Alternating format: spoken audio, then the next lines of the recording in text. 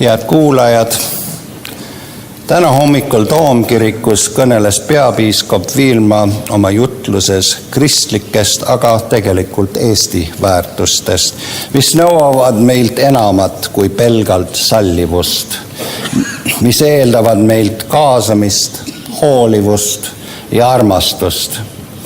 Igaüks meist loeb ja meile peab korda minema igaühe käekäik. Me ei tohi leppida mitte ühegi kaotsi läinud inimesega. Iga edukalt lõpetatud eesti keele õppe, iga puudega inimesele tekitatud ligipääs, iga edukalt ümber õppinud ja uue töökoha saanud töötu on meie kõigi võit.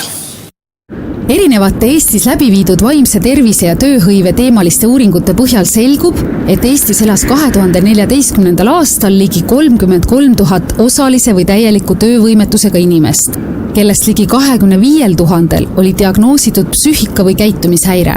Küsisime Eesti ettevõtjatelt, milles asi, miks ei leia depressiooni või ärevushäireid põdenud Eesti inimesed enam tööd?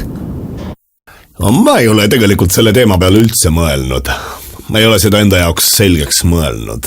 Me peame mõtlema eelkõige selle peale, kuidas ettevõtte kasu ja kasumit suurendada, mitte seda piirata. Hetkel loobuksime intervjuu andmisest.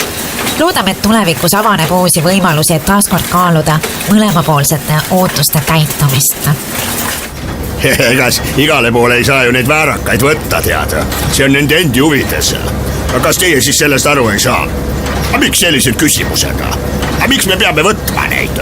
Kes meid kohustab? Täname ettevõtjaid sisukate vastuste eest. Ilusat päeva! Üks asi, palun näge minu,